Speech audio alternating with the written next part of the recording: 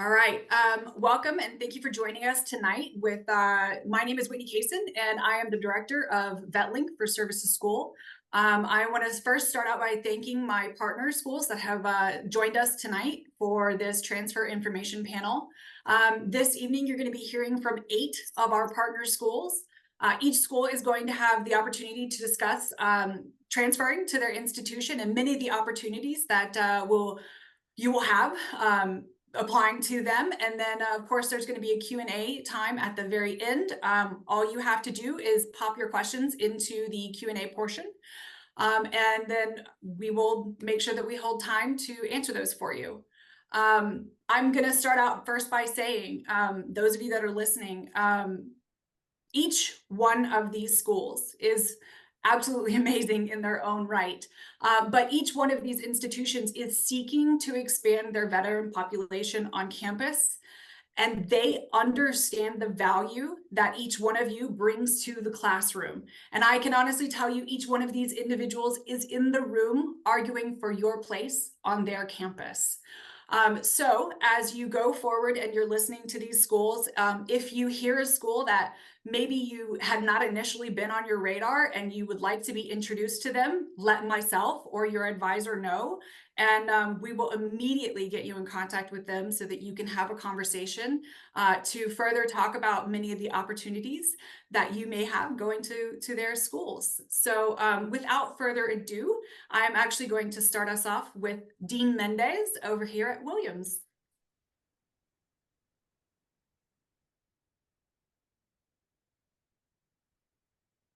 Hello, everyone. It's a pleasure and an honor to be here with these other great colleagues and from these great institutions. And I will move along quickly with my slides. My name is Dean Mendez. I'm Associate Director of Admission at Williams, and I'm the coordinator of our non-traditional students, which are transfers and veterans.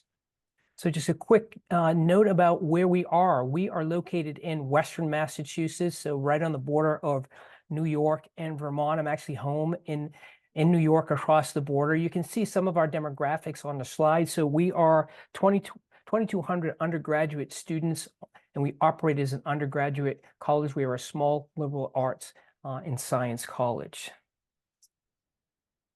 So jumping in right to our opportunities, academic and research, we have obviously small class sizes is a model and one of the hallmarks of the liberal arts. Our average class size is 13 students, but we have a distinct program.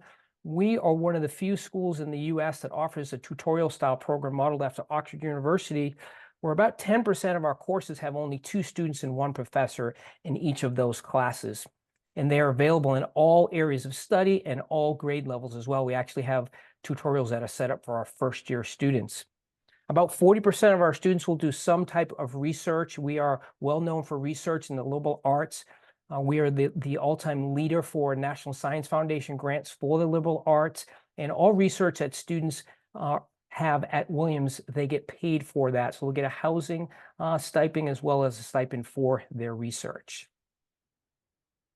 So jumping quickly into the review process, I know this is important for transfers with deadlines coming up soon. So as you'll hear from my colleagues, I'm sure, a very holistic, looking at the whole person, particularly with our non-traditional population where you have so many varied experiences. We want to get to know what your experiences are, but the pieces of the application, looking at your most recent grades, your institution that you're currently at, letters of recommendation to talk about your strengths, your weaknesses, things that you're passionate about, looking at your writing samples to see how well you write and to learn more about you. We want to get to know you and what you might add to our population. We are test optional at the moment.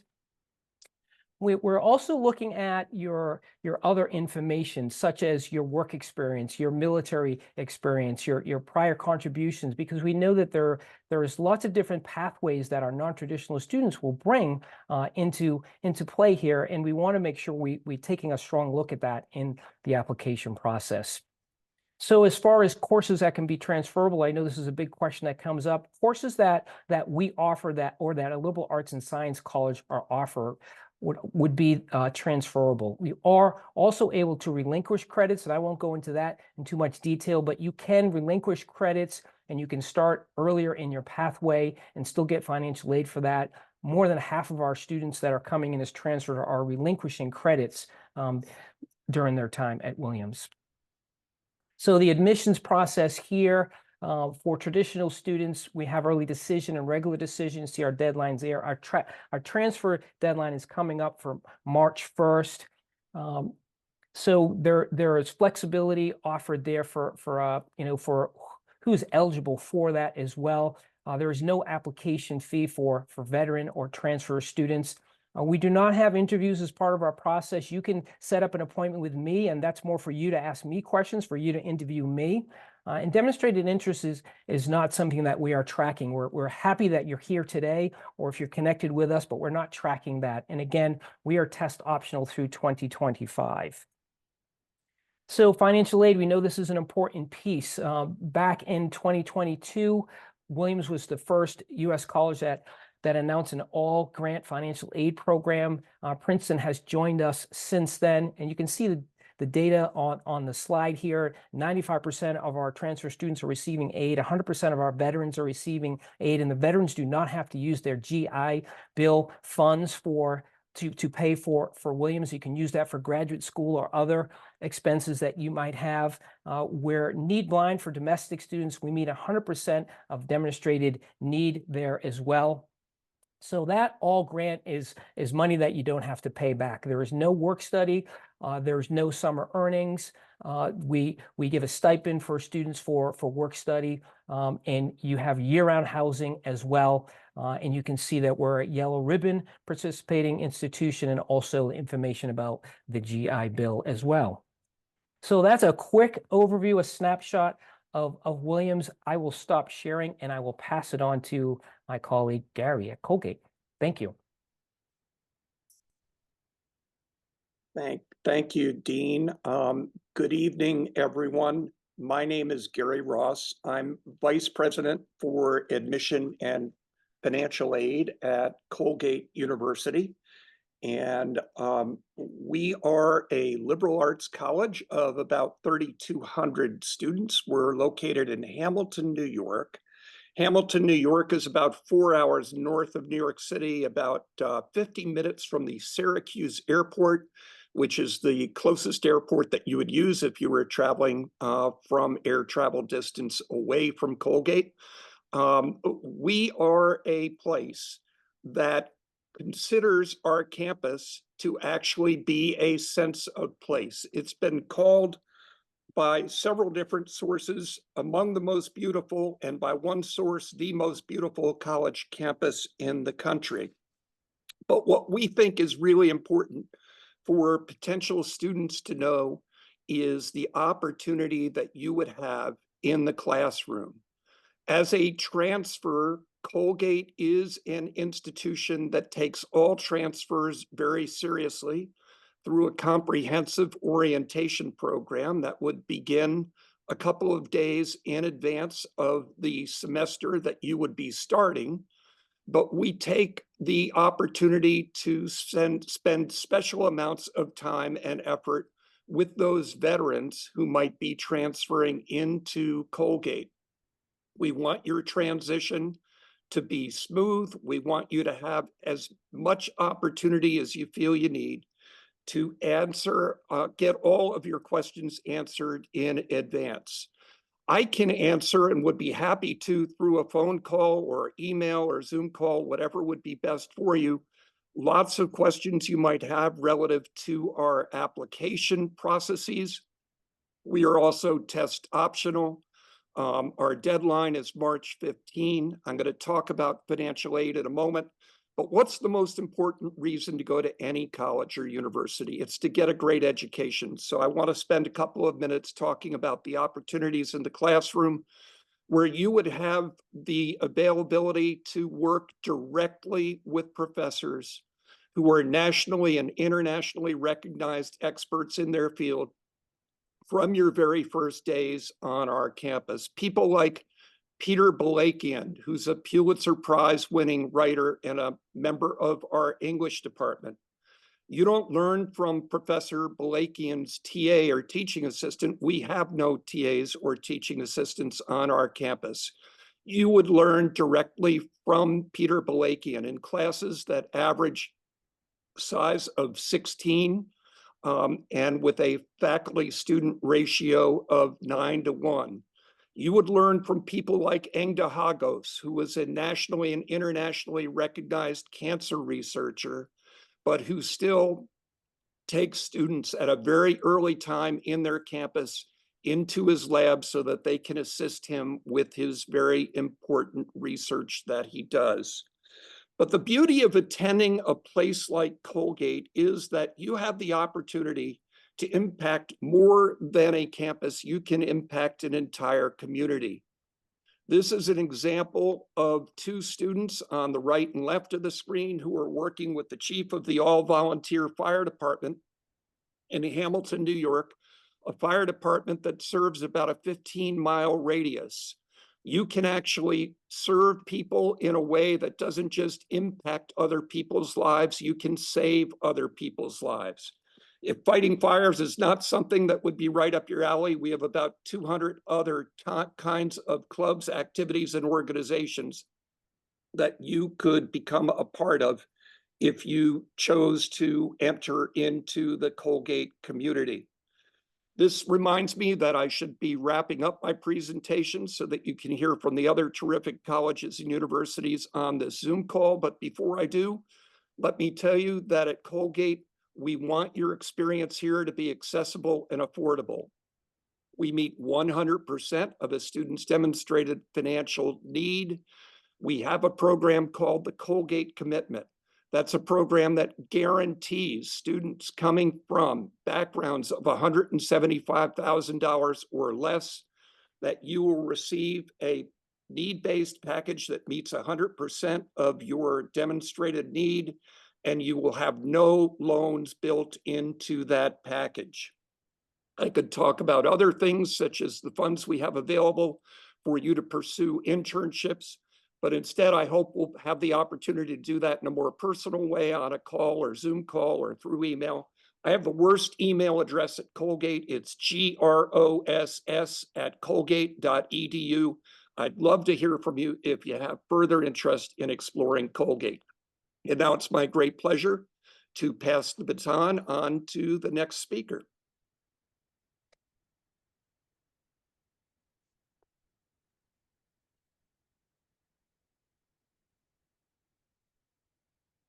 Evening, everyone. Thank you so much for taking the time to join this evening. My name is Savannah Miller, and I'm one of the senior assistant directors in charge of access and diversity here at Hopkins Admissions. I'm super excited to introduce to you all Hopkins University, where we are not only the nation's first research institution, but a community of innovation and discovery with a mission of creating new knowledge for the world. We have a very expansive network that expands the globe. That is going to include graduate schools, a hospital system, an applied physics laboratory, but most importantly, an undergraduate campus, which for you all as prospective undergraduate first-year transfer students, Homewood, located in Baltimore, Maryland, is where your time really starts and centralized throughout your experience. We are a student body of 5,300 with a very liberal art sort of structure, small class sizes, student to faculty mentorship, and students that are going to come from and represent identities and experiences from across the world. That's something that does not happen by accident. And we are definitely a community that encourages sort of celebration of identity experiences, but most importantly, diverse discourse. So for our service members, this is especially important, recognizing that you all bring in very unique backgrounds and journeys and areas of impact as the university trying to make global innovation and discovery. We find that unique perspectives are only going to enhance the solutions being thought of on our campus.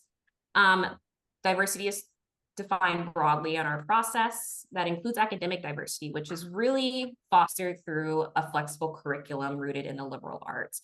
So here at Hopkins, we don't have a core curriculum that students are met with, even for our transfer students. You truly have the freedom to come and pick and choose courses that are aligning with already discovered passions that you're potentially hoping you could pursue further as incoming transfer students, while also discovering new areas of interest just by taking classes that sound interesting and may align with what you hope to do with your future.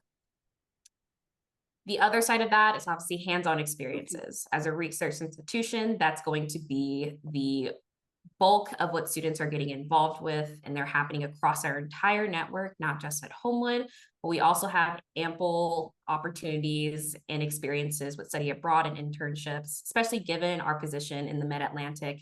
We're about an hour from DC, about 2 hours from Philadelphia, 3 hours from New York City. So you'll have a lot of different experiences at your fingertips. So we have this academic experience, a very vibrant and social residential community. And in order for students to really be able to be all in and to really enjoy the Hopkins experience, support and putting as many people in your corner is definitely a priority for us. That starts with financial aid. Very similar to my colleagues on this call, we are very fortunate to offer a strong financial aid program for all students that we admit. We are need blind in our process, need 100% demonstrated need, and all of the money that we offer to our students is grant money, free money that you do not need to pay back.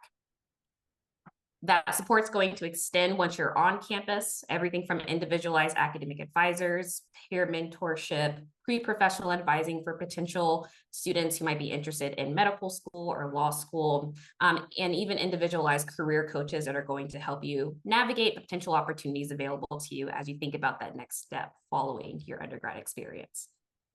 So as we think about who we feel are the best matches for the Hopkins community, know that very similarly, we take a holistic approach to our review, hoping to understand how students are demonstrating natural curiosities, a hunger to really learn through action, not just learning knowledge that had already been discovered, but being excited and ready to find potential solutions, bringing your own personal experience into that conversation. We're looking for change makers, students who are community minded, who have done really amazing work in your local community, within your service, within the colleges that you may have been exposed to already. And finally, students whose interests and values are going to align with the opportunities that we can offer you here as an institution. So quick notes on how to apply. Know that for our veteran students, you will apply through natural application platforms, and what you will submit will depend on whether you're applying as a first-year student or a transfer student. We do have an upcoming transfer deadline of March 1st, so mind those. We have a lot of resources on our website, as well as a veteran student coordinator, Bailey Jacqueline, who's happy to answer any questions as you are putting the final materials together. We do also offer a fee waiver for our veteran students who identify such on the application. So that's all I have. I'm excited to answer other questions that y'all might have throughout the presentations. Looking forward to having more conversations. I think I'm going to pass the mic. Awesome. Thank you. I am Jordan, and I'm also trying to figure out how to share my screen. Dun, dun, dun. Perfect.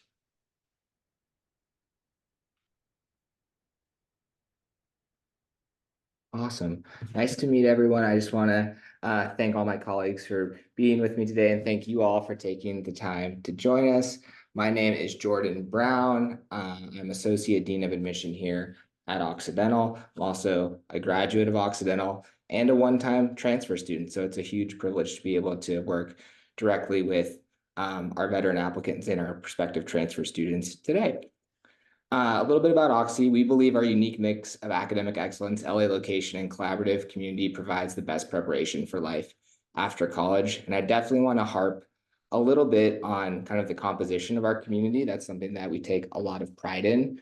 We are 2,000 students. We represent 48 different states, just missing North Dakota and West Virginia. So if you have any friends, feel free to send them my way. Over 48% of our students identify as domestic students of color. 15% of our students are international or dual citizens. 15% are first-generation college students. And we really do take pride in the diversity of our community, both through these different facts that you can see here, but also with the various lived experiences and perspectives of our applicant pool. I also want to take a moment and really talk about the implications of our location. We are a liberal arts college with 2,000 students and 0 graduate students. And there's many, many great liberal arts colleges, but there are less that are located in cities. So the fact that we're located in Northeast Los Angeles, I think ends up being a really compelling aspect of who we are to the students that end up enrolling at Occidental. So you can see here an beautiful aerial shot. This is our campus sort of here in the bottom left. And then we're about 8 miles from downtown, and we are 23 miles from the Pacific Ocean. Notice that we put miles and not how many minutes that would take, because that is pretty variable based on Los Angeles traffic patterns. But I do think it is helpful to kind of situate sort of where we are geographically.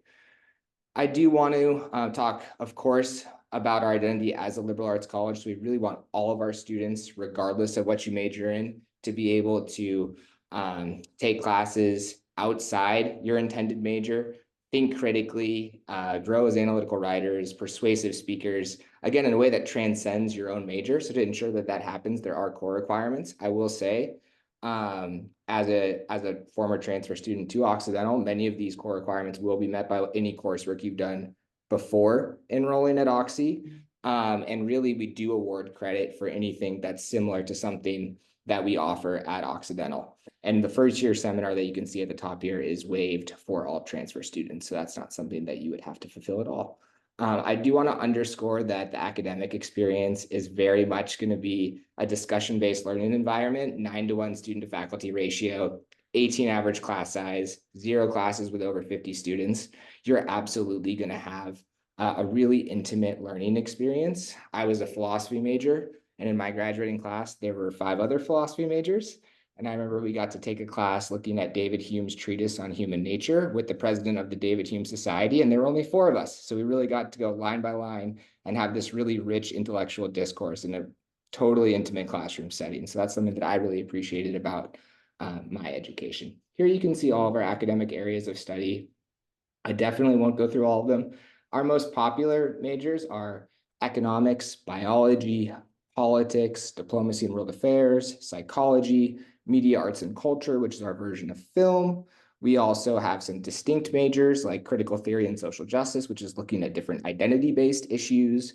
We also have urban and environmental policy, which is looking at questions around affordable housing, education equity, climate justice, and really looking at that through the prism of Los Angeles. And I am going to talk a little bit about how Los Angeles is really an extension of that learning environment. So if you're taking a class on international econ, you're definitely going to learn about international trade policy, but you're also going to go to the Port of Los Angeles, which employs 500,000 people, and see macroeconomic policy play out in real time, which is this bottom right picture here.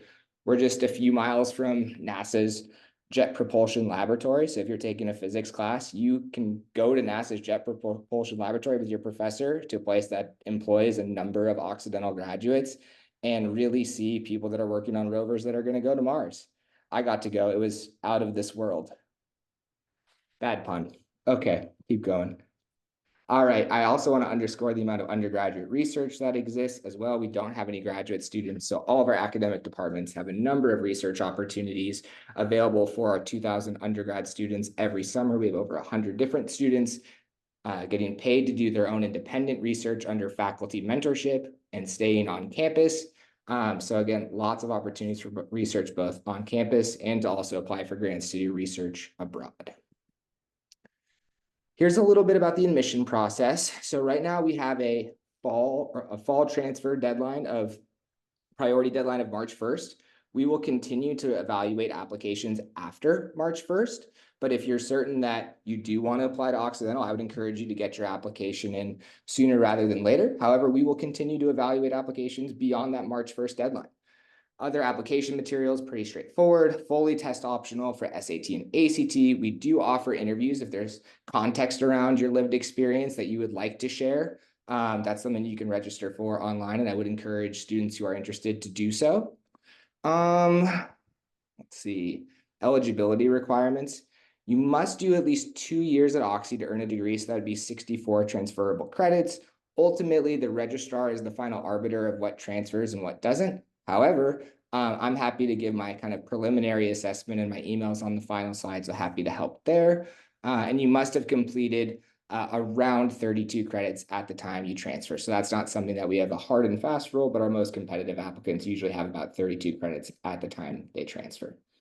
And then in terms of financial aid, like many of my peers up here, we are a school that meets 100% of a family's demonstrated need. We also participate in the Yellow Ribbon program, and we have unlimited matching funds to work with you and your post-GI, post 9/11 GI Bill to cover 100% of tuition costs, along with housing as well. We do have veteran-specific housing available just off campus in a beautiful property. So with that, I will turn it over to my colleagues. Thank you.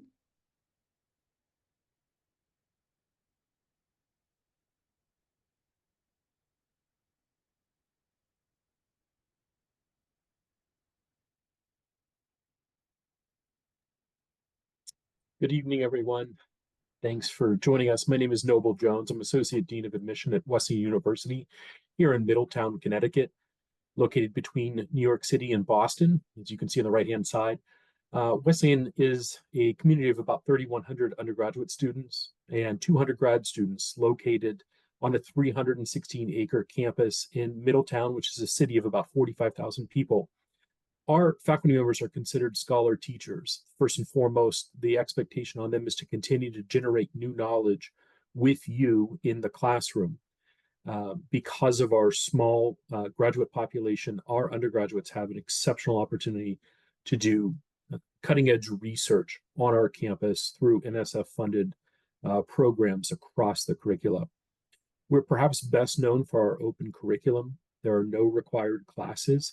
Instead, there are some general education expectations, and the hope is that students will take 3 courses from the 3 different divisions of the university during their time at Wesleyan, but that's up to you. There are no required mathematics courses or language courses, and you have the option to choose from 47 different major fields of study. You'll see that you can minor in 32 of those areas in quite an intimate setting with a student-faculty ratio of 7:1. I should also say that you can choose from more than 15 or from 15 world languages taught on a regular basis, and no prior experience is necessary in those languages. I want to impart upon you that at Wesleyan, it's really a learning environment of collaboration and exploration as opposed to competition. Many of us come to be quite competitive in different realms of our lives, but that's not the case at Wesleyan in the classroom. Students expect to learn from one another. They expect a lot out of one another. And I want to highlight that in the open curriculum, when you sit down in any given class, you're not surrounded by like-minded individuals, but rather individuals who are committed to that specific topic and have real buy-in, which enhances the learning environment. In terms of some veterans priorities and benefits, on-campus housing is guaranteed for veterans for your full time at Wesleyan, including family independent housing. We do have a priority class registration for all veterans during your full time at Wes. Don't share that more broadly, please, because the non-student veterans would not appreciate that much. We do, as with many of our peers on this call, meet 100% of need without loans. It is your option to use benefits should you have them. We are also a yellow ribbon school and will meet 100% of anything that is not met via the yellow ribbon and not using loans. Again, a couple resources that exist on our campus to support you through your time at Wesleyan include the Veteran Steering Committee. I'm a member of that committee. I also serve as faculty advisor to the Wesleyan Student Veteran Organization. No other group on our campus convenes such a wide swath of our university for regular support and counseling as do our veterans. We meet on a monthly basis to discuss progression and support for each one of you at the individual level. And it involves student life, admissions, financial aid, counseling and psychological services, the registrar's office, and our class deans as well. We also have a close relationship with the Connecticut Disabled American Veteran Chapter right here in Middletown. Some of our students are quite active in that space and have built a wonderful bridge from our campus to that local veterans community. We do admissions a little bit differently in terms of our flexibility. for veteran applicants. We have what we consider rolling admissions from August 1 to May 1 each year. You also have the option to select a credit reset. So you can say, even though I have prior college credit and some of it may transfer, I want a full 4-year experience. And we do all of that via our own internal application, which is available online through that QR code. Please don't hesitate to reach out to me. Let me also state that if you are working on the Common App or the Coalition app, there's of course no fee for you to apply as well. But my encouragement is to explore that application, which we've really tailored to speak best to your experience. With that, I'll pass it off to my colleague at Dartmouth.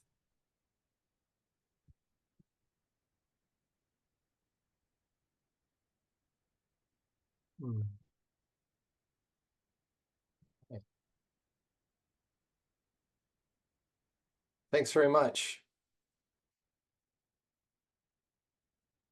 So good evening.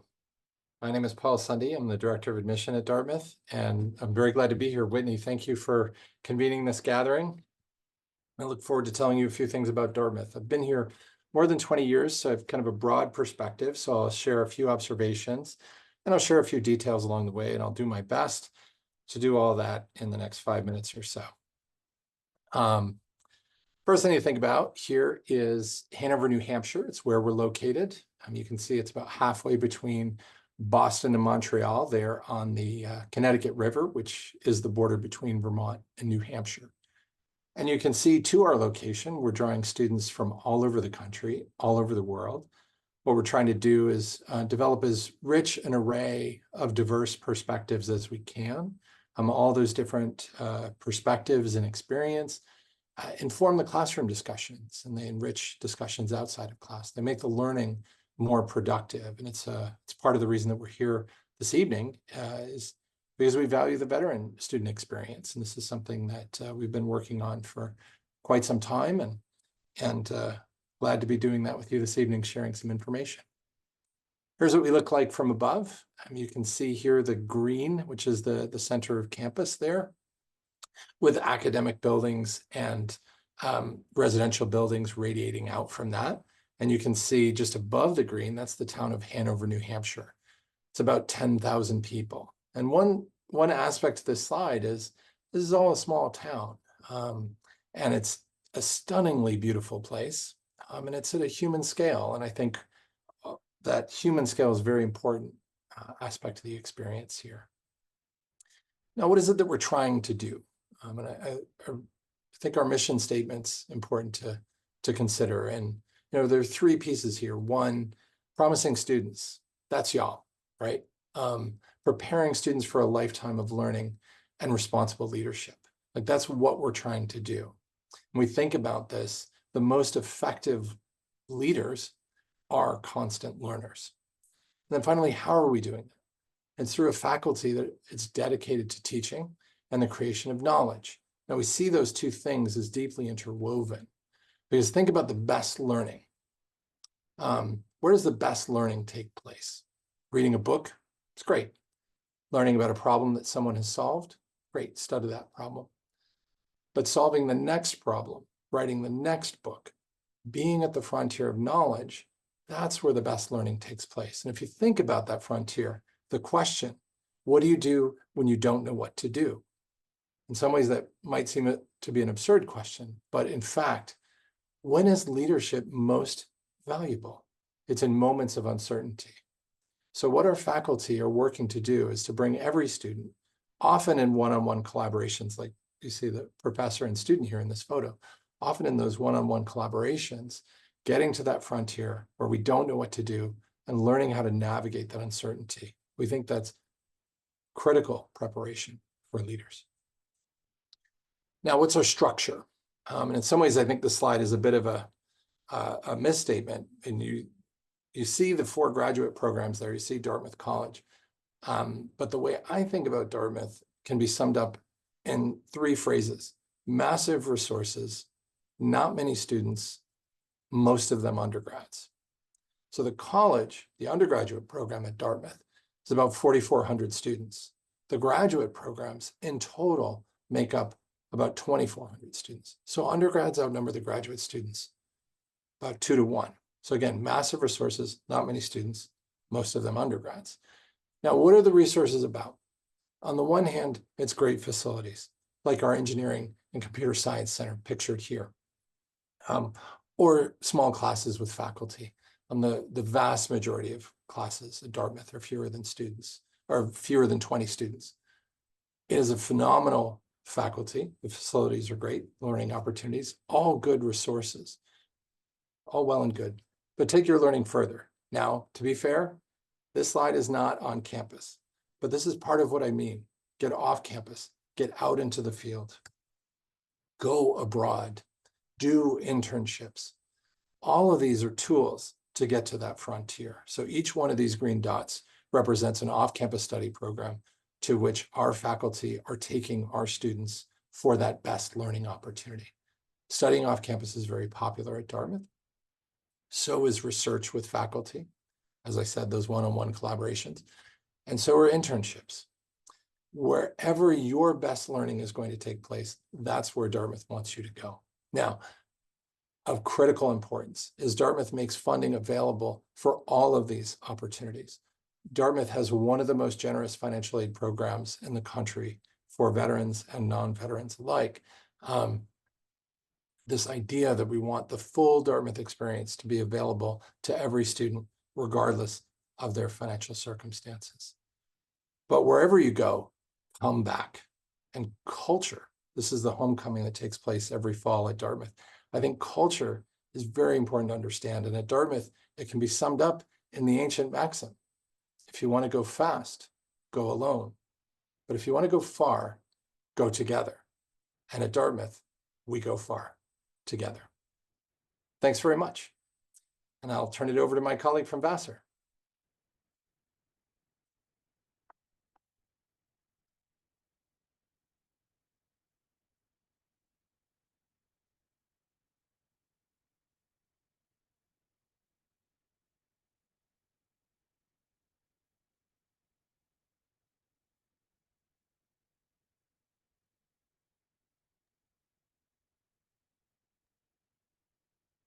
Thanks very much. I'm very happy to be here tonight. My name is Colleen Mallett, and I'm the Director of Veteran Student Outreach and Support here at Vassar College. So Vassar College is located in Poughkeepsie, New York. We're approximately 90 miles north of New York City in what is called the Hudson Valley. The train station's about 6 minutes from campus. You can hop on the train and be in New York City in under 2 hours. Vassar has a long-standing history of veterans on our campus. After World War II, Vassar opened their doors to GIs returning to the Poughkeepsie area who had earned benefits under what was then the new GI Bill. We are a small residential liberal arts campus with 2,400 students from diverse socioeconomic backgrounds. Vassar prides itself on its diverse student body, which is embraced by the Engaged Pluralism Initiative. This is a campus-wide initiative dedicated to building communities of belonging, inclusion, and equity. We have an open curriculum, whereby one needs 32 units or courses to graduate. There are only 3 general education requirements: a writing seminar, quantitative and language proficiencies. Required courses for your chosen major give you the depth of concentrated study in one subject area. The remaining units, 16 to 20, are up to you to select. This allows you to sample courses from many areas of the curriculum, what we refer to as breadth. So you have depth in the subject area, breadth from the rest of the curriculum, and this is the basis of a strong liberal arts education.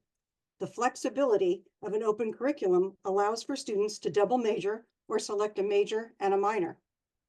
Vassar accepts up to 16 transfer units.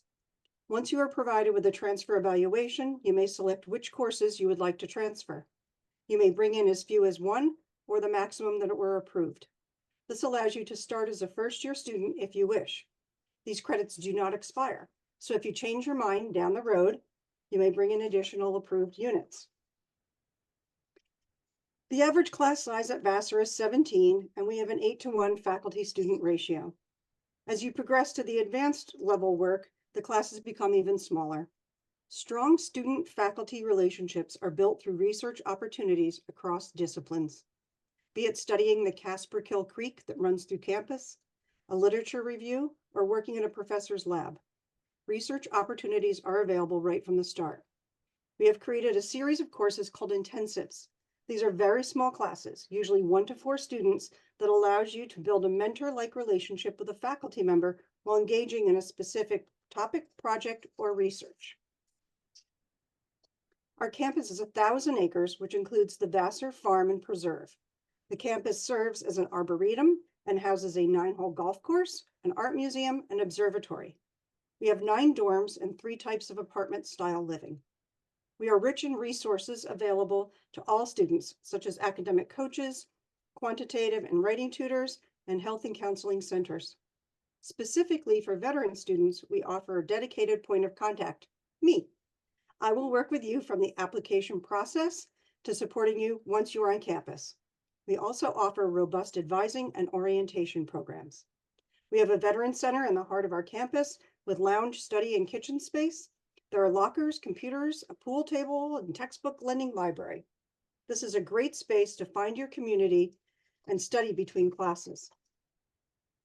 We are a Division III school with 25 varsity teams. Currently, veteran students are participating in rugby, fencing, and track and field. The women's rugby team are 3-time national champions, and recently one of our veteran students was named an All-American. The Vassar Veterans Association is one of 150 clubs on campus. So how do you apply to Vassar? Well, the Common Other Coalition app are the most commonly used. We do not require standardized testing such as ACT or SAT. We offer an automatic fee and deposit waiver to all veterans who are applying. We have a holistic approach to reading an application.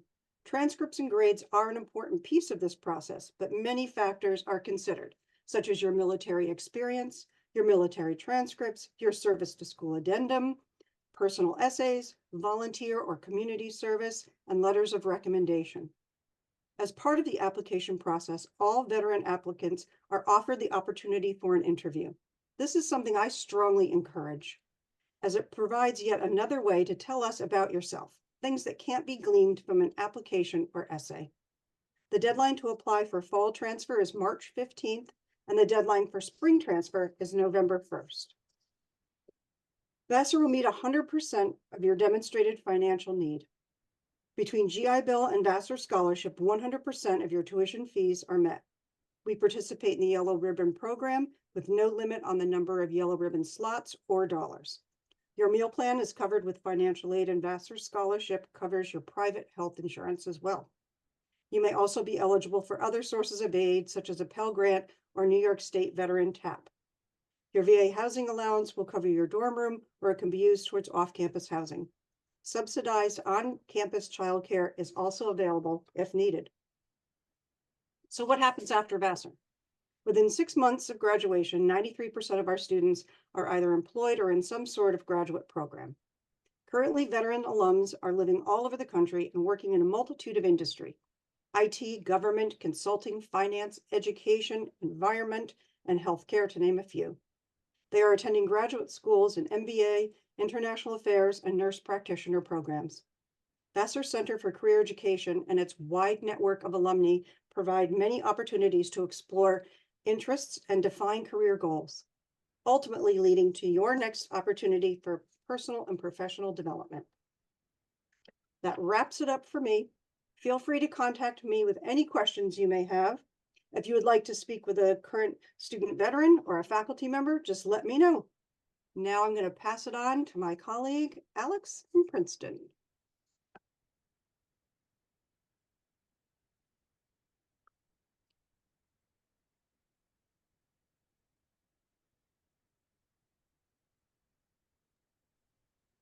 Thank you, Colleen. Thank you all to my colleagues presenting here tonight, for Whitney for wrangling us and emceeing us, and great time so far. Hopefully not to throw a wrench into that. I'm really glad that so many of you could join us tonight live from across the country. I see even from Hawaii as well, some familiar names. So thanks for taking some time out of your day. My name is Alex Buston. I am Senior Associate Dean of Admission at Princeton and also director of transfer and veteran admission. I'm not a one-man show there, though I have a full team working with transfer and veteran applicants at Princeton, and happy to tell you a little bit about the university today, as well as the application process. In an effort to be brief, I rather than show the glamour shots or go into incredible detail, I really want to try to distill what's distinctive about Princeton into four key points. And the first is really to know about that we are a world-class research university, but one with a very intensely undergraduate focus. We are undergraduate heavy population, almost twice as many undergrads on campus as graduate students, about 5,500 undergrads to about 3,000 graduate students. So you are really the center of our environment here at Princeton. And what this facilitates is a lot of great things for you as an undergraduate. We are allows a lot of individualized academic teaching and advising with a 5-to-1 student faculty ratio, which is among the lowest that you can find in the students of its calendar, and a close-knit community of undergraduates inside and outside the classroom as well. Currently, we have about 60 to 70 undergrad U.S. veterans, and this is a number that is increasing for numbers that reasons that I'll detail in just a few minutes. But again, this is not just about academic support. This is about individualized support that you get from our advisors, our veteran advisors, our transfer advisors, our housing advisors, even, who guarantee and provide flexible housing for all students, whether you're coming by yourself or with a family. We help to cover that cost, and even apartment style on-campus housing, regardless of what your scenario might be. And again, as was mentioned by all of us, we all have some of the most unparalleled need-based financial aid grants available. Princeton is certainly a leader in that field, one of the strongest and most generous programs out there that allow our veterans to live and study at Princeton for free without the use of any benefits. So students can use GI Bill, Yellow Ribbon. I do not believe to a person any of our undergraduate veterans are using any of their benefits because of the strength of our financial aid.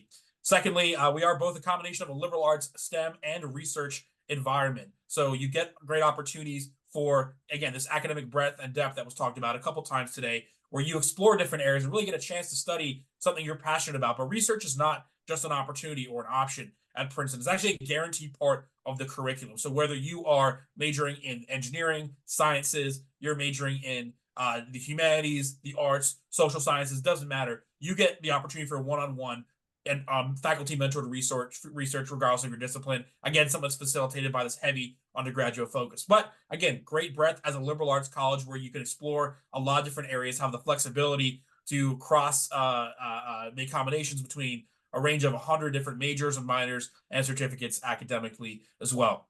Another thing that's unique about it is that the transfer program in particular was really reinstated with the U.S. military population in mind. This was a reinstated plan by our president and trustees in 2016 that specifically articulated that a major reason to build and grow this transfer program was to enroll more U.S. military veterans. That started in a small scale in 2018 and was more than doubled in fall of 2022, going forward to, again, continue to increase this number of non-traditional students and veterans that we have on campus. Then a final point about us and what makes us unique and specific with alignment to students who are interested in service is our unofficial motto: in the nation's service and the service of humanity. So a lot of students tend to embody that and identify that as a part of their experience. So give you just some points about our student veteran and student transfer community on campus. We absolutely, like I said, provide a close-knit community and integrate transfers, veterans, regardless of your age. You're 25 or 45, you are integrated into every opportunity on campus, academically and otherwise as well. Some pictures here are of the graduation ceremony that we had for our growing transfer and veteran population last year. If you see any familiar faces in there, go ahead and shout out, Whitney. But also, again, if you want to connect with our current students, they're on social media, our Student Veterans Group and our Transfer Association organization. They're happy to talk to prospective students and tell you about their own experiences, tell you about the lounge that just opened up in 2021. So you have a dedicated space on campus exclusive to you that only veterans can access, and veteran coordinators as well, whether it's a study space, a social space, and so forth. And it's not just a strong student veteran community on campus, but it's a strong and growing veteran alumni community on campus. A lot of big names, a lot of well-known individuals. Probably the best known is Mark Milley, not just for being former chairman of the Joint Chiefs of Staff, but also, as of this year, a visiting professor back at Princeton for Public and International Affairs. So a strong student, faculty, and alumni community for our veterans on campus. A lot of information here in the application basics, so I'll leave this up here, and I'm just gonna, from the bottom, just mention that the information where you can really reach out to me and schedule a call on my calendar, whether you want to get together for a Zoom or whether you want to set up a phone call. Not sure where to start. I'm happy to work through that with you. But just want to, again, stress not the concept of not ruling out colleges based on selectivity, academic reputation, or cost. I think we've all talked about our holistic review and the great resources that we have available for our veterans and the fact they tend to be very successful in the process. At Princeton in particular, we have just the first year in transfer process for veterans because, again, the transfer process was primarily connected for them, created for them, depending on how much credits you want to transfer. I'll help you work through that and give you some background on the best approach, whether you want to email me or set up a call. And just, again, to really talk about this holistic review that we talk about your strengths. You may have had a linear trajectory and always had a strong academic profile, but know that regardless of what you know about our admit rates or the caliber of our students, we are not looking for perfection or continuous perfection. We're looking to see what you've done most recently, and also what have you learned from your journey, whether it's been up or down or linear or otherwise. Don't think about those challenges that you're going to articulate as deficits in your application, but these are absolutely strengths in your applied experience and that bode well for your success, as well as not just your learning experience, but the learning experience for all of our students on campus. So they're the first year transfer deadlines as well. Up there, March 1st is the transfer one coming up. And I want to stress, make sure that you do apply for financial aid at the same time, because that will allow you to receive not just your admission decision, but also financial aid and transfer credit as well. So I think I've gone over, so I'm going ahead and stop right there and hand it right back to Whitney to take us through the rest of the show. Thank you. Thank you, Alex. Those are some really cute kids that you had in the front of that picture there.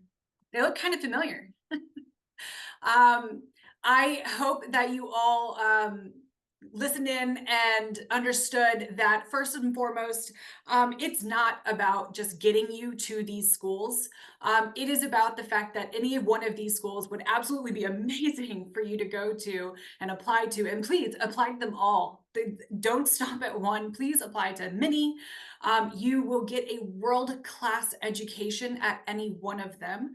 But I hope you understand the common theme that has been going on throughout this is, one, each one of these schools, while yes, they are some of the best in the country, they're also accessible. They are financially accessible. So that should never be a burden as to your decision as to what school you would like to go to. And not only that, they each have put great effort into making sure that even if you get to their school, they're going to make sure that you have the supports in place to be a successful student. Paving the way with being very generous with our financial aid packages, but also providing housing and many different supports, even for childcare for some of you.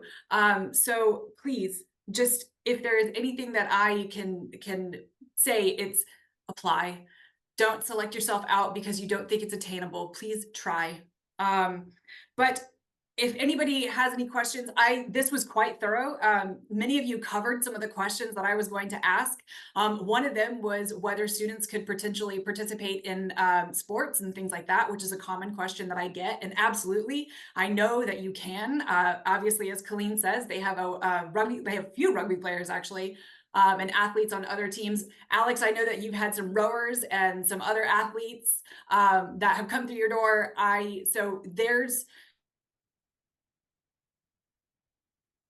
on campus and be as involved as you would like to be.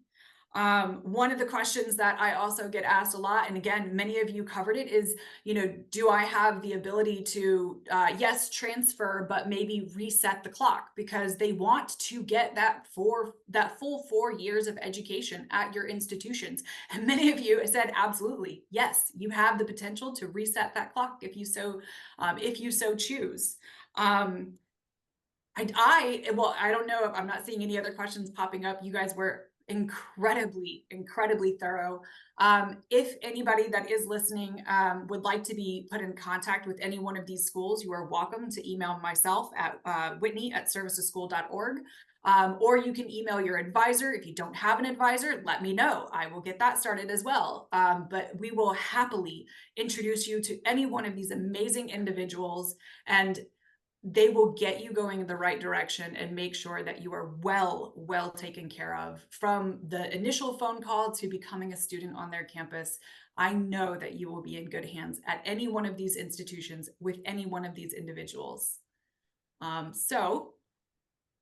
Wait, hold on. I have one question that came through. It says, if we live in the area for Princeton specifically, can we schedule an in-person tour? Alex. Yeah, absolutely. Please get in touch with me on that. We have started a new initiative this year to adapt some of our general first year applicant admission info sessions and tours to our Transfer Tuesdays, which include information sessions specific to transfer and veteran students and student led tours guided by our transfer and veteran students ambassadors. Today was a scheduled day that was unfortunately snowed out. We did get a university closure, but yeah, come on by. Let me know when you're here, and if you'd like to do an official tour or you'd like me to just connect you with one of our transfer student ambassadors to give you the kind of tour that they would speak to, I'm certainly happy to help set that up. So this is kind of be open to a few people. And if you have the ability to type your answer in the Q&A, that's awesome as well. But it says, for the schools with engineering departments, are there restrictions for transfers? I wouldn't even know what that would mean. I mean, and at least at our institution, when you come to Dartmouth, all the academic programs are available to you. So there's no separate application for the engineering school. And students just take classes there.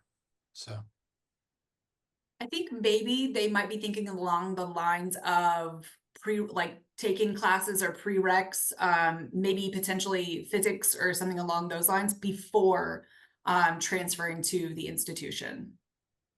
Nope. Okay, good to know about Dartmouth. Yeah, I would just add to that, saying that the differences we see for students who want to do engineering is not that there are barriers, is just because STEM disciplines by nature are more scaffolded in terms of the types of calculus and physics classes or whatever that you would expect to be doing, whether you're coming out of high school or coming out of college or whatever. The expectation is that you would need to work to those areas before and through those courses before you come in, and not think that you can catch up based on the rigor and the pace that our institutions courses are taught at. But if you have those prerequisites, you have the courses that prepare you to be taking physics and calculus at the same level as any other first or second or third year student here, then there are no limitations or restrictions beyond that. Wonderful. Last little piece, it was asked if you all could put your email accounts out there, or your email addresses, sorry. If that is not possible, I am going to be sending out an email letting them know, and also potentially providing your accounts as well through there. So you'd like us to drop that into the Q&A, or? It was asked if you could provide email accounts or email addresses, sorry. Yeah.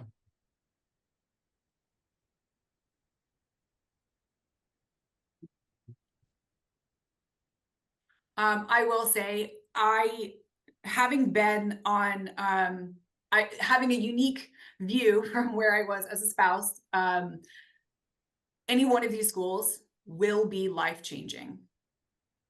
As long as you are open to opportunity, and it is what you make of it.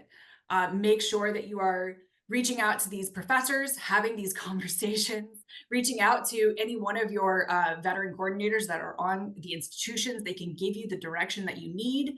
Just don't be afraid to ask. Don't be afraid to go to those office hours. Don't be afraid to talk to your professors. Make sure that you are open to the potential opportunities that any one of these schools will open to you. The doors that will fly open are absolutely amazing. And I am the first to say that I have watched it happen with my own spouse. So please do not hesitate to apply to one of these schools and make life-changing decisions. I don't think that we have any other questions. So seeing as how we're running up on 7 p.m. Eastern time, I will be wrapping it up. And thank you all for joining me and participating in this. And I absolutely love that I get to work with you guys and get to share your amazing institutions with all of these potential applicants. And I look forward to all the things that we get to do in the future. Have a good night. It's nice to see you, Thanks, Whitney. Thank you for Thanks, making it Whitney. happen, Whitney. Thank you, Whitney. Thank you. Thank you.